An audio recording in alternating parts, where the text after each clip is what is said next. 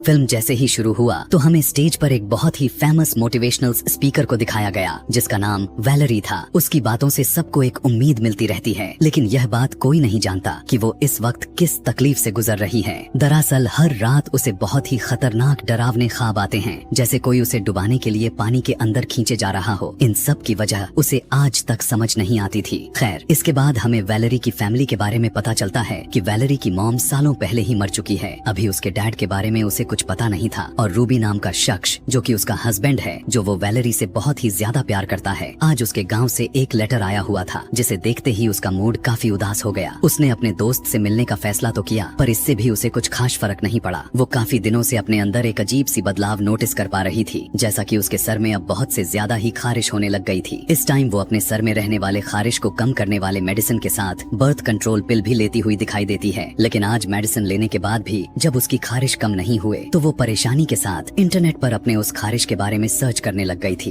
और उसे जो रिजल्ट्स नजर आए उसे देखकर वो बहुत ज्यादा डर गई थी। वो इतना डर गई थी कि उसने अपना लैपटॉप को बंद करके वहाँ से हट गई। अब वैलेरी के साथ एक और अजीब चीज हुई। उसके घर में बहुत सारी चींटियां आने लग गई थी। ये आखिर कहाँ से आई थी और कहाँ जा रही थी, इसके बारे में वैलेरी को कुछ भी पता नहीं चल पा रहा था। इन चींटियों का पीछा करते करते वैलेरी को चींटियों का एक पूरा बना हुआ घर नजर आता है। उसने झांक कर जब अंदर देखा तो अंदर बहुत सारी चींटियां थी जिन्हें देखकर वो डर गई। खैर, आगे हमें दिखाया गया कि अगले दिन वैलेरी को एक इंटरनेशनल टूर के लिए जाना था, जिसके लिए उसे बर्थ सर्टिफिकेट की जरूरत पड़ने वाली थी। उसने जब अपने डॉक्यूमेंट्स देखा तो उसके पास बर्थ सर्टिफिकेट नहीं था। शायद वो उसके मॉम के पास था, जिसके लिए वो अपनी आंटी के पास गई। असल में उसने अपने आंटी से अपने बर्थ के बारे में पूछना था, जो उसकी मॉम उसके लिए छोड़ कर गई थी। लेकिन वो यहाँ पर अपनी मॉम की काफी बातें करने लग गई। वो अपने मॉम को बहुत ज्यादा याद करती थी। उसकी आंटी ने उसे एक लॉकर का एड्रेस बताया जहाँ पर वो बॉक्स को रखा गया था। उस गोदाम में जब वैलेरी गई तो यहाँ आकर वैलेरी और उसकी आंटी ने देखा कि वो बॉक्स तो यहाँ से गायब हो चुका था। जब दोनों परेशान हो गए तब वैलेरी की आंटी ने कहा कि शायद तुम्हारे डैड यहाँ आए हों और यह भी हो सकता है कि वो उस बॉक्स को लेकर चले गए हो। यहीं पर यह सब कुछ छोड़ खाड़ कर घर आ जाती है। लेकिन आज रात भी उसके सर में इतनी खारिश हो रही थी कि वो पागलों की तरह अपने दोनों हाथों से अपने सर को खुजा रही थी और उसके पास बैठे उसके हस्बैंड को भी उसकी यह हरकतें बहुत ही अजीब लगने लग गई थी। वैलेरी को अपने इस बीमारी के बारे में कुछ भी समझ नहीं आ रहा था, यहाँ तक कि उसकी इस बीमारी के बारे में डॉक्टर को भी समझ नहीं आ रही थी। तब उसे लगा कि शायद उसे ये एक जेनेटिक इशू है। उसकी मॉम को भी ऐसा होता होगा और अब उसे हो गया है। फिलहाल उसे अपने उस इंटरनेशनल टूर के ऊपर फोकस करना था, इसीलिए उसने अपने डैड से मिलने का फैसला किया। जाने से पहले उसने अपने सर पर एक कैप पहन ली ताकि वह लोगों के सामने अपने सर पर खारिश न करे। वैलेरी गाँव में आकर अपने डैड से मिलती है, जो पहले एक सोल्जर हुआ करते थे लेकिन अब एक मॉन्क बन चुके थे। वैलेरी ने उनसे पूछने लगी कि क्या आप उस बॉक्स के बारे में जानते हैं जो मॉम ने मेरे लिए छोड़ कर गई थी। अजीब तरह से उसके डैड ने उसे कहा कि नहीं, उसके बारे में मुझे कुछ नहीं पता। कि तभी वैलेरी की नजर उसके डैड के कमरे में अजीब तरह के एक पेंटिंग पर गई। वैलेरी अपने डैड से उस पेंटिंग के बारे में जब पूछती है तो उसके डैड ने उसे एक सांची नाम की एक एंटिटी की कहानी सुनाना शुरू कर देते हैं। दरअसल सांची नाम के एक पैरासाइट था जो इंसानों के साथ रहता था और उनकी स्पिरिचुअल पावर से उन्हें फीड करता था। सांची जिस इंसान के ऊपर अगर कब्जा कर ले तो वो उस इंसान के ऊपर तब तक रहता है जब तक वो उसे पूरी तरह से खत्म ना कर दे। खैर, वैलेरी तो यहाँ पर इन सारी चीजों के बारे में जानने के लिए तो नहीं आई हुई थी। वो यहाँ से जाने से पहले वो अपने डैड की चाबी चुरा लेती है और बगैर उनके इजाजत के उनके ही लॉकर में चली जाती है। वहाँ पर उसे वो बॉक्स तो नहीं मिला जो उसके लिए उसकी मॉम ने छोड़ा था, लेकिन उसकी बर्थ सर्टिफिकेट जरूर मिल गया था, जिसे लेकर वो यहाँ से जाने लग गई थी कि तभी उसे गोदाम से एक छोटे बच्चे की रोने की आवाजें आने लग गई थी और साथ ही उसे ऐसा फील होने लग गया था जैसे वो बच्चा पानी में डूब रहा हो।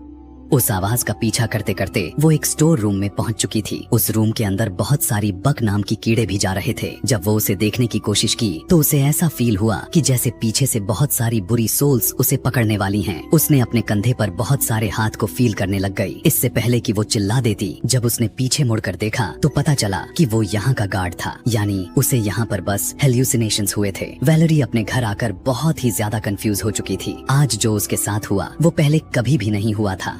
वो अपने डैड के लॉकर से जो सामान लेकर आई थी वो उसे देखने लग गई। इसमें उसकी फैमिली की पुरानी पिक्चर्स थीं, उसके डैड के साथ उसकी मॉम की भी उस टाइम के जब उसके डैड यंग मैन एक सोल्जर हुआ करते थे और उसकी मॉम एक बहुत ही खूबसूरत औरत थी। यह सब देखते हुए वैलेरी को यह एहसास हुआ कि उसे आज तक मालूम ही नहीं कि उसकी मॉम की मौत आखिर हुई कैसे थी। इन्हीं पिक्चर्स में वैलेरी अपने मॉम के हाथ में ठीक ऐसा ही एक निशान को नोटिस करती है जो उसने अपनी एलर्जी को इंटरनेट पर सर्च करते हुए देखा था और उसे यहाँ पर यह तो कंफर्म हो गया गया था कि आज कल उसे जो बीमारी है उसकी मॉम को भी थी और इसका सिम्टम्स उसके मॉम का ही है। वैलेरी की इस बीमारी ने उसे बहुत ही ज्यादा चिड़चिड़ा भी बना दिया था, यहाँ तक कि वो अपने हस्बैंड रूबी से भी अच्छा बिहेव नहीं कर रही थी। वो हर बात पर चिढ़ जाती थी। इसीलिए वो यह फैसला किया कि आज रात वो अपने सर किसी कीमत पर नहीं खुजाएगी। इसीलिए वो अपने हाथों पर ग्लव्स पहनकर अपने हाथों को बांधकर सो जाती है और सुबह उसकी आंख बहुत ही बुरी तरह एक झटके के साथ खुलती है। उसने देखा कि उसके हाथों में बंधा हुआ ग्लव्स नहीं थे और उसने अपने सर को खुजा खुजा कर अपने स्कैल्प को इतना ज्यादा जख्मी कर ली थी कि उसमें से बहुत ज्यादा खून निकलने लग गया था। यह देखने के बाद तो उसके रूह कांप उठे। वो अपनी मॉम की उसी पिक्चर को लेकर अपने आंटी के पास जाती है जिसमें उनकी एलर्जी दिखाई दे रही थी। उसे देखकर आंटी एकदम से उदास हो जाती है और वो वैलेरी को बताती है कि तुम्हारी मॉम पर शायद कोई बुरी श्राप लगा हुआ था जिसकी वजह से वो मर गई। मैंने उसे बचाने की लाख कोशिश की लेकिन उसका कोई फायदा नहीं हुआ। वैलेरी ने सवाल की कि डैड ने इन सब के बारे में क्या किया। उन्होंने उसे उसके डैड के बारे में कुछ नहीं बताया, बस इतना ही कहा कि तुम अपने डैड से दूर रहना। कुछ देर के बाद वैलेरी को एक फोटो शूट के लिए जाना था जहाँ पर हैवी लाइट्स में अपने साए के साथ वो देखती है कि उसके साए के साथ कोई और भी खड़ा हुआ है, जिसे देखकर वो बुरी तरह से डर गई थी। लेकिन यहाँ पर वो किसी को भी अपनी फीलिंग एक्सप्रेस होने नहीं दिया। वो अपने घर आकर अपने सर को जोर जोर से खुजाने लग गई थी। उसने इतने ज्यादा मात्रा में खारिश की कि खून निकल आया और इस खून को रूबी ने भी नोटिस कर लिया था। उसने यहाँ रूबी से झूठ बोल दिया कि नहीं, ऐसा कुछ भी नहीं है। वैलेरी इस झूठ को लेकर कोई बहाना तो बना लेती है लेकिन जैसे ही उस मेडिसिन वाली दराज को खोलती है तो यहाँ पर उसके हस्बैंड को उसके बर्थ कंट्रोल पिल दिख जाते हैं, जिसे देखते ही उसके और रूबी के बीच में लड़ाई होना शुरू हो चुकी थी। वैलेरी भी गुस्से में थी। वो तो बस अपने आप से झुंझ रही थी। ऐसे में वो रूबी से कह दिया कि ठीक है, तुम मुझसे दूर ही रहो और इस तरह उनके रिश्ते में दरार आना शुरू हो गया था। वैलेरी अब अकेले अपने रूम में रह रही थी। उसने अब सोच ली थी कि अब वो हर रात अपने सर को नहीं खुजाएगी। इसीलिए वो रात में अपने हाथ को बांध कर सो गई। लेकिन जब उसकी नींद अचानक से खुला तो काफी परेशान हो गई क्योंकि उसके हाथ खुल चुके थे और उसने आज भी अपने स्कैल्प से खून निकाल लिया था। वो अब यहाँ पर सारी बात समझ चुकी थी कि जो उसके साथ ऐसा हो रहा है उसमें कोई दूसरी एंटिटी इन्वॉल्व है, क्योंकि वो खुद अपने हाथ को नहीं खोल सकती थी। यह तो कंफर्म हो चुका था कि रात में कोई दूसरा था जो उसका हाथ को खोला था। उठने के बाद वैलेरी अपने घर में फिर से बहुत सारे चींटियों को नोटिस करती है। वो परेशान हो जाती है और इन चींटियों का पीछा करते करते उनके घर तक पहुँच जाती है। वो बस देखना चाहती थी कि आखिर ये चींटियां करती क्या हैं। इसीलिए वो अपनी घर की दीवार को तोड़ने लग जाती है और तभी उसके घर पर नोक हो जाता है। बाहर देखने को मिला कि उसके डैड आए हुए थे। उसके डैड वैलेरी के लिए बहुत ज्यादा परेशान थे। उन्होंने कहा कि तुम मेरी कॉल नहीं उठा रही थी तो परेशानी में मैं बस यहीं पर चला आया। दरअसल वो इस टाइम वैलेरी को कुछ बताना चाहते थे। वो बात को आगे बढ़ाते हुए वैलेरी से कहने लगते हैं कि तुम्हारी मॉम एक बहुत ही अच्छी इंसान हुआ करती थी और आज मैं तुम्हें बताता हूँ कि आखिर उनकी मौत कैसे हुई थी। आज से सालों पहले मैं एक सोल्जर हुआ करता था और मैं अपने एक दुश्मन फौजी को मारा था। वो एक लड़की थी। पता नहीं उसके अंदर क्या ताकत थी जो उसके मरने के बाद मेरे साथ मेरे अंदर आ गई और मेरी वजह से वो तुम्हारी मॉम के साथ जुड़ गई। और बाद में मुझे पता चला कि वो एक सांची है और जब मुझे यह बात मालूम हुई तब मैंने तुम्हारी मॉम की उस सांची पैरासाइट से जान छुड़ाने की बहुत कोशिश की लेकिन मैं नाकाम रहा। जिसके बाद तुम पैदा हो गई और फिर वो सांची पैरासाइट तुम्हारे अंदर आ गया। और मैं जानता हूँ कि आजकल तुम्हारे साथ बहुत ही अजीब अजीब तरह के वाक्य हो रहे हैं जो उन सब के पीछे वो सांची ही है। वैलेरी के डैड यह जानते थे कि इस सारी बातें जानने के बाद वैलेरी बहुत ज्यादा रिएक्ट करेगी, इसलिए वो उसकी चाय में नींद की गोलियां मिलाकर लाए थे, जिसकी वजह से वैलेरी वहीं पर सो गई। उठने पर उसे वो सारी बात याद आ गई और वो फौरन अपने मॉम के मौत के बारे में सर्च करने लग गई थी। उसे अपने ही घर में बहुत सारी अखबार की कटिंग के साथ कुछ चीजें मिलती हैं जिसमें यह साफ लिखा हुआ था कि उसके डैड ने ही असल में उसकी मॉम का मर्डर किया हुआ था। यह सुनकर वो टूट गई कि तभी अचानक बारिश शुरू हो जाती है। वैलेरी अपनी घर की खिड़कियां बंद करने के लिए जब ऊपर जाती है तब उसे खिड़की के बाहर अपनी मॉम की परछाई नजर आती है। उसे वो दिन सब कुछ नजर आने लग जाता है जिस दिन उसकी मॉम की मौत हुई थी। उसने देखा कि उसकी मॉम दर्द से तड़प रही थी और उसके डैड उसे जबरदस्ती पानी में डुबो रहे थे और ऐसे ही उसकी मॉम की मौत हुई थी। अब जैसे ही वैलेरी के सामने अपने डैड का ये घिनौना चेहरा नजर आया तो वो फौरन अपने मॉम का बदला लेने के लिए अपने डैड के पास पहुंच जाती है। उनके घर जाकर वो उनके एक एक सामान को बिखेर देती है और अपने डैड से पूछने लग जाती है कि आखिर क्यों मारा मेरी मॉम को। उसके डैड कहने लगते हैं कि मैंने तुम्हारे मॉम को नहीं मारा, मैं तो उन्हें उस सांची से बचा रहा था, लेकिन वो बहुत ही ज्यादा स्ट्रॉन्ग था और मैं उसके आगे हारता चला गया। तुम्हारी मॉम उस सांची से लड़ते लड़ते मर गई ना कि मैंने उन्हें मारा। लेकिन वैलेरी को अपने डैड की बातों पर अब यकीन नहीं था। उसके डैड ने उसे बताया कि असल में तुम्हारी मॉम इस सांची एंटिटी से तुम्हें ही बचाना चाहती थी और इसी चक्कर में तुम्हारी मॉम अपनी जान खुद ही ले ली थी। लेकिन मरने के बाद भी वो अपने मकसद में नाकाम हो चुकी थी। वो तुम्हें उस सांची से नहीं बचा सकी और अब वो सांची तुम्हारे साथ है और तुम्हारी तुम्हारी जान बचाने के लिए उस सांची का खत्म होना बहुत जरूरी है। अब यहाँ ये बातें वैलेरी को डराने लग गई थी। वो अपने डैड को यहीं छोड़कर वापस अपने घर चली आती है। अगले दिन उसका सेमिनार भी था, उसकी लाइफ का सबसे बड़ा सेमिनार, एक इंटरनेशनल टूर। वो नहीं चाहती थी कि सबके सामने उसका मजाक बने, वो सबके सामने अपने सर को खुजाए, इसीलिए उसने अपने सर पर एक कैप को पहन ली थी और शो शुरू हो गया। यहाँ इस सेमिनार में बहुत सारे लोग आए हुए थे और रेटिंग भी बहुत ज्यादा बढ़ चुकी थी। उसने स्टेज पर एक लड़की को बुलाया और अपनी स्पीच शुरू कर दी। उसने लड़की को शीशे के आगे खड़ा करके लोगों से कहने लगी कि जब तुम अपने अंदर असल को नहीं पहचानोगे तब तक तुम कुछ भी नहीं कर सकते। कि तभी अचानक से वो अपने बालों को खुजाने लग जाती है। इस टाइम उस शीशे में उस लड़की के परछाई के साथ एक और परछाई दिखाई दे पड़ती है। इस खतरनाक परछाई को देखकर वो डर जाती है, क्योंकि उसे पता था कि ये सांची ही है। आज उसे देखने के बाद उसकी सच्चाई जानकर वो बहुत ही ज्यादा खौफ में आ चुकी थी, यहाँ तक कि वो नीचे गिर गई और तड़पने लग गई और अपना सिर जोर जोर से खुजाने लगी। और सभी लोग उसकी ऐसी हालत को देखकर पागल से हो गए। वैलेरी अब और भी अपना तमाशा नहीं बनाना चाहती थी, इसीलिए वो स्टेज छोड़कर वहाँ से भाग जाती है और अपने गाड़ी में जाकर बैठ जाती है। घर आने के बाद भी वो लगातार अपने सर को खुजाती जा रही थी। उसने अपने सर में इतनी खारिश की कि उसके सर में एक सुराख हो गया, जिसके अंदर उसने अपनी उंगली को ही डाल दी। उसकी उंगली उसके ब्रेन से टच हो जाने की वजह से उसका ब्रेन ही डैमेज हो गया और उसको सब कुछ समझ आना ही बंद हो गया और वो वहीं पर बेहोश होकर गिर पड़ी। अच्छी बात तो यह था कि उस टाइम घर पर रूबी मौजूद था, जो वो उसकी ऐसी खराब हालात को देखते हुए उसे हॉस्पिटल पहुंचा दिया था। वक्त पर हॉस्पिटल पहुंचने की वजह से वैलेरी की जान तो बच गई, लेकिन अभी वैलेरी के ऊपर एक बहुत बड़ी मुसीबत खड़ी थी। वो सांची दरअसल अभी भी वैलेरी के साथ ही था, जिसे हॉस्पिटल के डार्क एनवायरनमेंट में पहली दफा एकदम क्लियर दिखाया जाता है।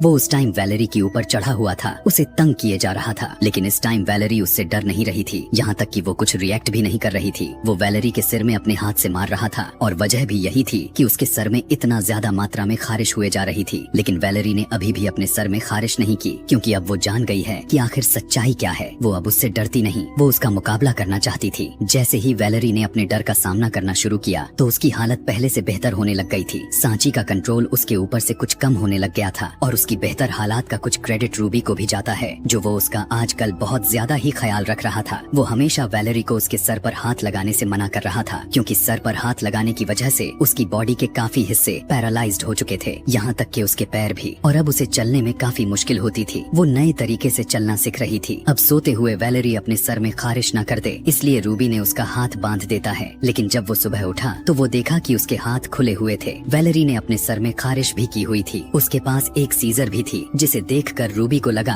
कि उसने अपने हाथ खुद ही काटे हैं। उसे गुस्सा आ गया यह देखकर कि वैलेरी ठीक होना नहीं चाहती और वो फालतू में ही उसके ऊपर इतनी मेहनत किए जा रहा है। वैलेरी ने उसे समझाने की कोशिश की, यह सब उसने नहीं, ये सब सांची ने किया है, लेकिन वो उसकी एक भी बात सुनने को तैयार नहीं था। रूबी अब गुस्से में उसे छोड़ गया था। यहाँ पर वैलेरी बिल्कुल अब पूरी तरह से अकेले पड़ गई थी। वो हार रही थी, उसे किसी की सहारे की जरूरत थी, इसीलिए वो अपनी ही मोटिवेशनल वीडियोस देखने लग जाती है, जिससे उसे काफी सहारा मिलने लगता है। उसने फैसला कर लिया था कि अब वो उस एंटिटी से खुद लड़ेगी ताकि ये सारे मामले हल हो जाए। बाद में उसने रूबी को नींद की दवाई देकर सुला दिया और फिर वो अपने एक रूम में आ गई, जहाँ पर बहुत सारे मिरर लगे हुए थे। यहाँ पर वो जोर जोर से चिल्लाने लग गई, पूछने लग गई कि बताओ तुम कौन हो, आखिर तुम मुझसे क्या चाहते हो, मेरे सामने आओ। काफी देर तक तो कोई नहीं आया, बहुत ही सन्नाटा हो गया था, लेकिन तभी उसके पीछे लगा मिरर में से एक बहुत ही डरावना आदमी निकलकर उसके ऊपर चढ़ गया। दरअसल ये हाथ असल में सांची का ही था, जो एंटिटी अब फाइनली उसके सामने आ चुकी थी। वो सामने आकर अपने डरावनी आवाज में वैलेरी से कहने लगती है कि मैं तुम्हें नहीं ढूंढने वाला। उसने वैलेरी को पकड़ लिया था और उसके गर्दन पर चाकू रख दिया था। वैलेरी भी खौफ के मारे डर कर जोर से चीख मारी, जिसकी वजह से रूबी को भी होश आ गया था। उसने देखा कि वो तो बेड से बंधा हुआ था। वो अपने आप को छुड़वाने की बहुत कोशिश किया, लेकिन वो उसमें नाकामयाब रहा। वो वैलेरी को आवाज लगाने लग जाता है। दूसरी तरफ हमें वैलेरी को दिखाया जाता है, जो अब वो अपने हाथ को काटने की तैयारी में लग चुकी थी, ताकि वो कभी भी अपने सर को खुजा ही ना पाए। उसने अपने हाथ पर एक मार्क बनाया और उसे एक ग्राइंडर के नीचे रख दिया। लेकिन आखिर कोई भी इंसान इतना दुख कैसे पहुंचा सकता था। वो कई बार कोशिश करने के बाद भी अपने हाथ को नहीं काट पाई थी, लेकिन इस बार वो काफी हिम्मत करती है और फिर मशीन के सामने आकर मशीन के नीचे अपना हाथ रखकर एकदम से उस ग्राइंडर को चलाकर अपने हाथ को ही काट देती है। उसके हाथ का खून निकलकर उसके मुंह पर गिर जाता है, जिससे उसे बहुत ही ज्यादा मात्रा में दर्द हुआ था। खून भी ज्यादा ही निकलता जा रहा था। वो उसे बांध बांध कर खून को रोकने की कोशिश की। खून को रोक लेने के बाद वो अपने मुंह पर लगा हुआ खून को साफ किया और फैसला की कि वो अब अपने दूसरे हाथ को भी काट डालेगी। वैलेरी अभी यह करने ही जा रही थी कि तभी अचानक से उसके पीछे सांची आ गया, जिसने उसे पीछे से पकड़ लिया और उस बार भी वैलेरी उसके ऐसा करने से भी नहीं डरी। सांची यानी एंटिटी ने उसे डराने के लिए कहा कि मैं तुम्हें खा जाऊंगा, तुम्हारे बदन के सारे खून को पी जाऊंगा। वैलेरी उसे बातों में लगाए रखती है और अचानक से उसका हाथ को ही उसी ग्राइंडर के नीचे रख देती है और उसके हाथ को ही काट देती है। उसकी चिल्लाने की आवाज को सुनकर रूबी भी अब परेशान होता जा रहा था, लेकिन अब वैलेरी अब पूरी तरह से सांची से लड़ने के मूड में आ चुकी थी। उसके हाथ को काटने के बाद उसने उस मशीन को उठा ली और उससे सांची एंटिटी के ऊपर हमला करना शुरू कर दिया।